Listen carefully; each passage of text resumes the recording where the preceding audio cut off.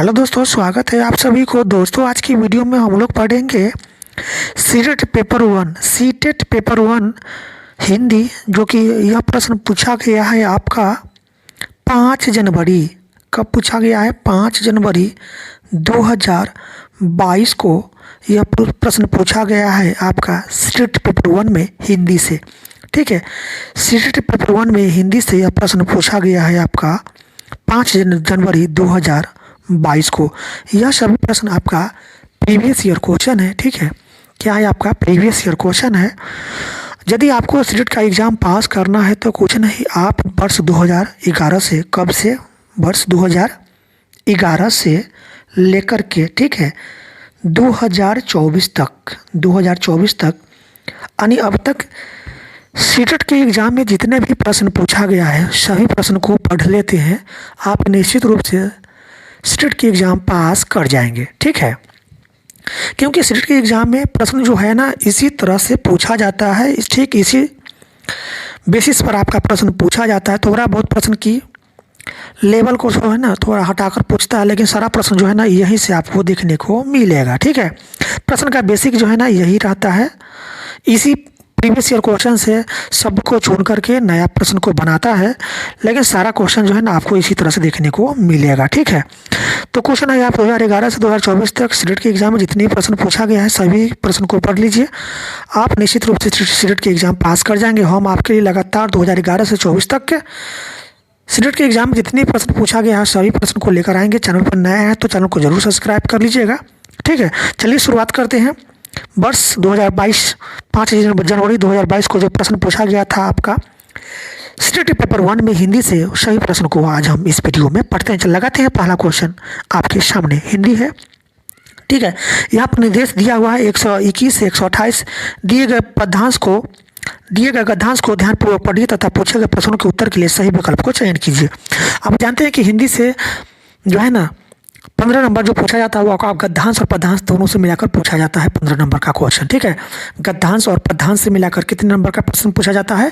15 number का प्रश्न पूछा जाता है आपका सीटेट पेपर वन हिंदी से। ठीक है, तो यदि आप गद्यांश को अच्छा तरीका से पढ़ लेते हैं तो आपको इसी में आपको आंसर देखने को मिलेगा। ठीक है, तो आपको क्या है, गद्यांश को ध्यानपूर्वक पढ़ना है और इस पर आधारित क्वेश्चन आपको देखने को मिलेगा। देखिए क्वेश्चन यहाँ पर गद्यांश पहले पढ़िए, उसके बाद हम क्वेश्चन को बनाएंगे। इसी गद्यांश पर आधारित आपको क्वेश्चन मिलेगा और इस क्वेश्चन का आंसर आपको इसी गद्यांश पे आंसर देखने को मिलेगा। गद्यांश है दिया हुआ कि सूक्ष्म पोषक तत्वों की कमी दुनिया भर में कुपोषण का एक महत्वपूर्ण घटक है। सूक्ष्म पोषक तत्वों की कमी दुनिया भर में कुपोषण का एक क्या है? महत्वपूर्ण घटक है।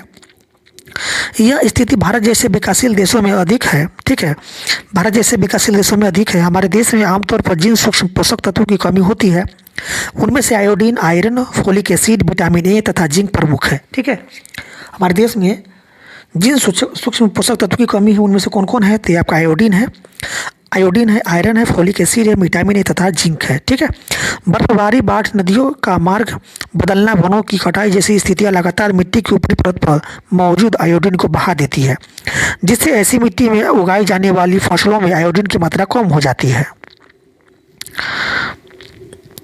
परिणाम स्वरूप मवेशियों और मनुष्य के आहार में भी आयोडीन की कमी हो जाती है।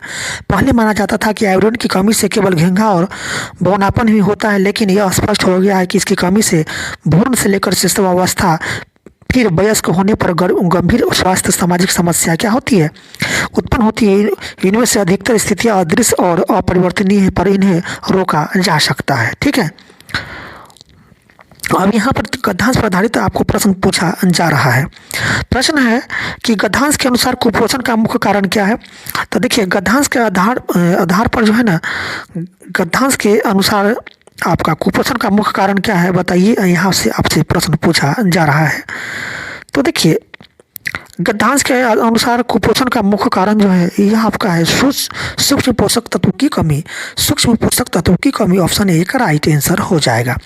चलते हैं अगले प्रश्न की तरफ। प्रश्न है आपके सामने दिया हुआ प्रश्न कहता है कि कुपोषण की समस्या किन देशों में अधिक है? कुपोषण की समस्या किन देशों में सबसे ज़्यादा है? तो विश्व के विकासशील देशों में, जिसमें भारत भी आते हैं विकासशील देशों में। ठीक है, तो ऑप्शन थर्ड राइट आंसर हो जाएगा। चलते हैं अगले प्रश्न की तरफ। प्रश्न है आपके सामने दिया हुआ प्रश्न कहता है कि फसलों में आयोडीन की कमी का प्रमुख कारण है। तो फसलों में आयोडीन की कमी का प्रमुख कारण है खेतों की ऊपरी मिट्टी का बह जाना। ठीक है, ऑप्शन ए का राइट आंसर हो जाएगा। चलते हैं अगले प्रश्न की तरफ। प्रश्न है आपके सामने दिया हुआ प्रश्न कहता है कि कौन सा कथन सही नहीं है। कौन सा कथन सही नहीं है? तो नदियों के मार्ग बदलने से आयोडीन की मात्रा पर कोई प्रभाव नहीं पड़ता है। यह क्या आपका कथन सही नहीं? ऑप्शन थर्ड राइट आंसर हो जाएगा। चलते हैं अगले प्रश्न की तरफ। प्रश्न कहता है आपके सामने है कि शेषवावस्था का सही संधि विच्छेद कीजिए। ठीक है, शेषवावस्था का संधि विच्छेद कीजिए। तो शेषवावस्था का संधि विच्छेद होगा शेषव प्लस अवस्था। शेषव प्लस अवस्था होगा इसका संधि विच्छेद ऑप्शन थर्ड है राइट आंसर हो जाएगा, शेषव प्लस अवस्था। चलते हैं अगले प्रश्न की तरफ। अगला प्रश्न है आपके सामने दिया हुआ प्रश्न कहता है कि अपरिवर्तनीय का विलोम शब्द है। तो अपरिवर्तनीय का विलोम शब्द होगा आपका परिवर्तनीय। ठीक है, ऑप्शन थर्ड है राइट आंसर हो जाएगा। चलते हैं अगले प्रश्न की तरफ। प्रश्न कहता है कि गद्यांश में किन पोषक तत्वों का उल्लेख हुआ है। तो गद्यांश में क्या है? जिंक और आयरन तत्वों का उल्लेख हुआ है। ऑप्शन टू राइट आंसर हो जाएगा, जिंक व आयरन। चलते हैं अगले प्रश्न की तरफ। प्रश्न कहता है यहाँ पर कि गद्यांश के आधार पर आयोडीन की कमी के कारण कौन सा रोग होता है। तो गद्यांश के आधार पर आयोडीन की कमी से होने वाला रोग है, ये आपका कौन सा रोग है बताइए। तो ये आपका घेंगा रोग है। ऑप्शन ए का राइट आंसर होगा घेंगा। अब यहाँ पर दिया हुआ निर्देश 129 135 दिए गए गद्यांश को ध्यानपूर्वक पढ़िए तथा पूछे गए प्रश्नों के उत्तर के लिए सही विकल्प का चयन कीजिए। संपूर्ण विश्व में यहाँ पर गद्यांश है कि संपूर्ण विश्व में निरंतर प्रगति होती रहती है। ऐसी ऐसी चीज़ों का आविष्कार हो गया है जिनके बारे में पहले कभी सोचा भी नहीं गया। यह है दुनिया की प्रकृति जो बदलती रहेगी और हम भी इसके साथ बदलते रहेंगे। एक दिन आएगा जब हमारा बदलना खत्म हो जाएगा लेकिन दुनिया बदलती रहेगी। इन सभी सुविधाओं और आविष्कारों का उद्देश्य यही है कि मनुष्य शांतिपूर्ण जीवन जी सके। संसार में रहकर अपने जीवन में जो कुछ हुआ संसार में रहकर अपने जीवन में जो कुछ आप पाना चाहते हैं उसको पाइए, परंतु अपने असली स्वरूप को भी पहचानिए। आपका असली स्वरूप आपसे अलग नहीं है और वह शांति है। वास्तव में जीवन का लक्ष्य आनंद और शांति पाना है। हम जो करते हैं शांति के लिए करते हैं। जीवन सफल करने की जो सबसे पहली सीढ़ी है वो हमारे अंदर है। हम जिस शांति की बात करते हैं वह हृदय में है। हमारा सबका हृदय अंदर से प्रेरित करता है कि अपने जीवन को सफल बनाए। अपने अंदर जो शांति है उसका अनुभव कीजिए। जिस दिन हम अपने हृदय की प्यास को समझना शुरू कर देंगे उस दिन शांति के लिए हमारी खोज शुरू हो जाएगी। ठीक है, यह महत्वपूर्ण है कि हम अपने बारे में क्या महसूस करते हैं। तो यहाँ पर गद्यांश दिया हुआ था। अब इस गद्यांश पर आधारित आपको प्रश्न यहाँ से पूछा जा रहा है। प्रश्न है कि दुनिया की प्रकृति कैसी है। तो दुनिया की प्रकृति जो है ये आपका परिवर्तनशील है। और ठीक है, ऑप्शन एक राइट आंसर हो जाएगा, परिवर्तनशील। चलते हैं अगले प्रश्न की तरफ। प्रश्न कहता है आपके सामने दिया हुआ है। प्रश्न कहता है कि आविष्कारों का उद्देश्य क्या है। तो आविष्कारों का उद्देश्य मनुष्य की शांति और आनंद की अनुभूति कर सके। ठीक है, यही आपका आविष्कारों का उद्देश्य होता है, मनुष्य की शांति और आनंद की अनुभूति। ऑप्शन ए का राइट आंसर हो जाएगा। चलते हैं अगले प्रश्न की तरफ। प्रश्न है आपके सामने। प्रश्न कहता है, प्रश्न दिया हुआ है आपके सामने है कि जीवन का मुख्य लक्ष्य क्या होना चाहिए। तो जीवन का मुख्य लक्ष्य होना चाहिए आपका शांति और आनंद। ठीक है, जीवन का मुख्य लक्ष्य क्या होना चाहिए? शांति और आनंद। ऑप्शन थर्ड है राइट आंसर हो जाएगा, शांति और आनंद। चलते हैं अगले प्रश्न की तरफ। प्रश्न है आपके सामने। प्रश्न कहता है कि निम्नलिखित में कौन सा शब्द भिन्न है। निम्नलिखित में कौन सा शब्द भिन्न है। तो ये आपका शांति जो है ना शब्द भिन्न है। ऑप्शन टू राइट आंसर होगा, शांति। चलते हैं अगले प्रश्न की तरफ। प्रश्न है आपके सामने दिया हुआ। प्रश्न कहता है, प्रश्न है कि लेखक ने ऐसा क्यों कहा कि जीवन को सफल बनाने की सीढ़ी हमारे भीतर है। क्योंकि हमारा अंतर्मन हमें प्रोत्साहित करता रहता है। ऑप्शन टू राइट आंसर हो जाएगा। चलते हैं अगले प्रश्न की तरफ। प्रश्न है आपके सामने दिया हुआ। प्रश्न कहता है कि गद्यांश के अनुसार सबसे महत्वपूर्ण तत्व कौन सा है। तो गद्यांश के अनुसार सबसे महत्वपूर्ण तत्व है आपका स्वयं की पहचान करना। ऑप्शन फोर्थ राइट आंसर होगा, स्वयं की पहचान करना। चलते हैं अगले प्रश्न की तरफ। प्रश्न है आपके सामने दिया हुआ। प्रश्न कहता है कि प्रकृति शब्द में कौन सा प्रत्यय लगाकर नए शब्द की रचना की जा रही है। तो आपका प्रकृति शब्द में आपका एक प्रत्यय लगाकर, ठीक है, कौन सा प्रत्यय लगाकर? एक प्रत्यय लगाकर नए शब्द की रचना की जा रही है प्रकृति। ठीक है, एक प्रत्यय लगाकर। ऑप्शन टू राइट आंसर हो जाएगा, एक।